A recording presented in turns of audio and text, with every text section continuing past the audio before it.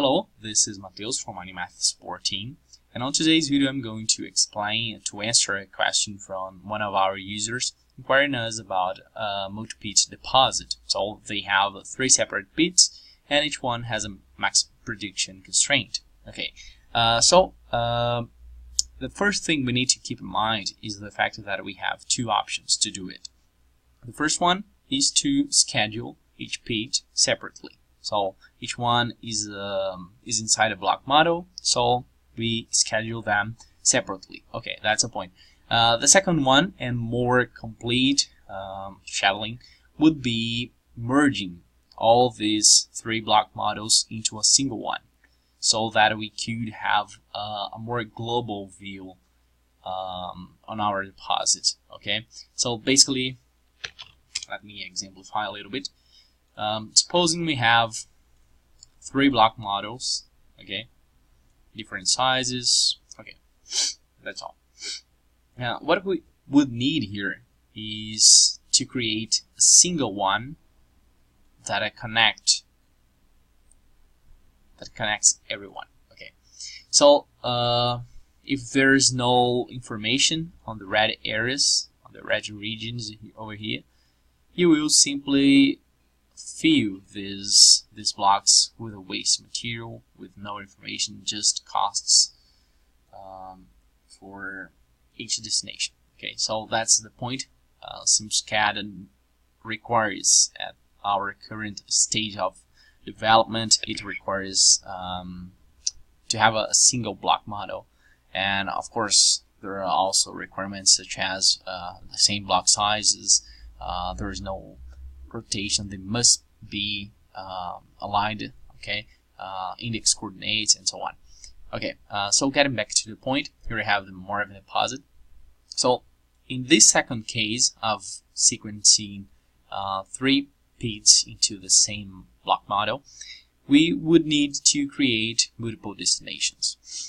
Here I'm going to suppose that we have the same function for all the processing streams. They might be the same one, a single processing stream receiving different production constraints from each pit. Okay, that's perfectly possible, and they might be different processing streams as well. There's no problem. If you have just one processing stream, you can keep creating these multiple processing destinations, and basically they will be fake destinations, even though they compose a real and single one processing stream. Okay, so basically, I suppose this block over here is from the first bit. Okay, so to consider it being sent to a fake destination or to the processing stream A, we will fill this column with the proper function for it. Okay, but this block must be sent to the processing stream B, and this one to the C. So this when a block is from bit 1, we will use the real function on destination A. When it's from B, we will use the corrective function on B, and when it's from the 3rd bit, we will use the corrective function into bit C. Okay, that's just exemplify a little bit. A, B, and C. Okay, so what else? What more we need to do? So this block must be sent to the processing stream A because he's from bit A. Okay, so we just need to create a very negative value for the other bits, and that's all. So by doing this kind of manipulation, we are saying this block might go to A or might go to waste. Let me just use the separators. Okay, that's much easier now.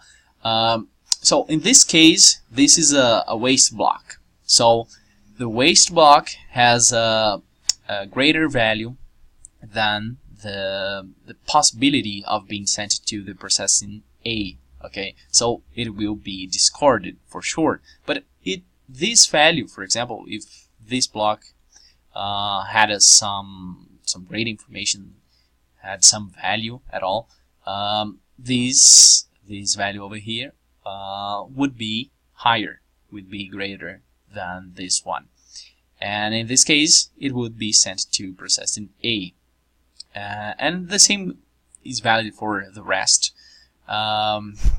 So basically, in this case over here, this block is from pit A, and they should have two options only: the processing A and the waste dump.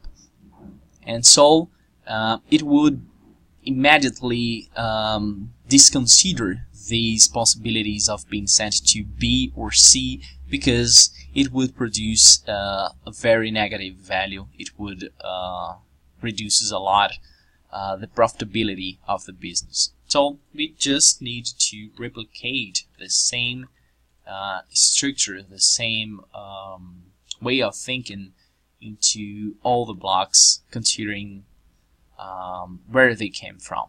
Okay, so this is basically what we need to do in this case. And then on SimSched, what we need to do is to, let me try here some scenario from a previous data set. Okay, so on SimSched we'll need to do just a few adjustments. Okay, I have some.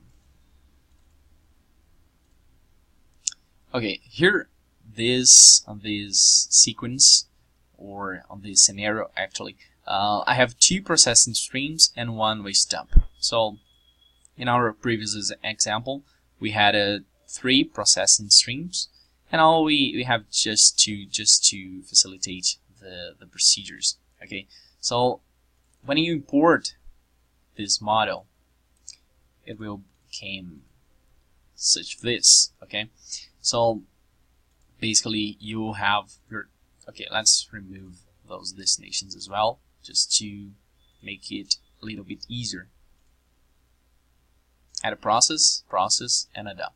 Okay, so I guess we could add a process again and a dump. Okay, so we have now exactly 3 processing streams and 1 waste step.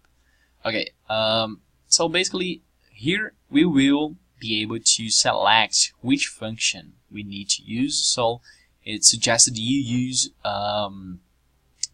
meaningful headers for your columns. Okay, so basically it will appear here every single column that you assign as an economic value during the importation.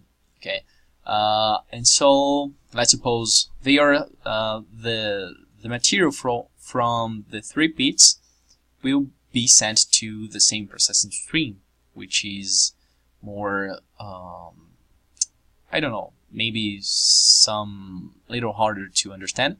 So these 3 destinations will compose the very same processing stream, and so they have the same recovery, and we will select them accordingly here. Okay, in this case the function was supposing a copper variation in its price, but we can just ignore this fact, and then we have added all the destinations. And regarding the processing, the prediction limits, we can add an interval. We can of course add more intervals, and let's suppose the first pit is able to produce 10 million tons, and the second one 2 million tons, and the third one 30 million tons. That's all we need.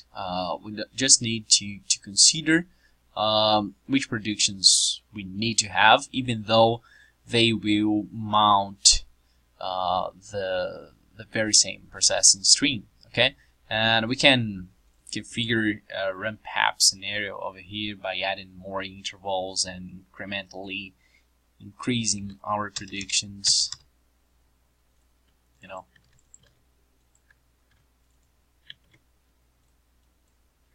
And that's all. That's all you need.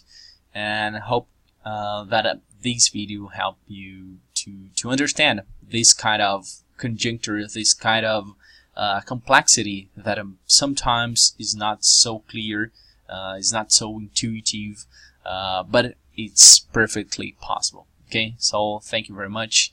In case you have any doubts, any questions, send us an email at support@miningmath.com. Thank you very much, and bye-bye.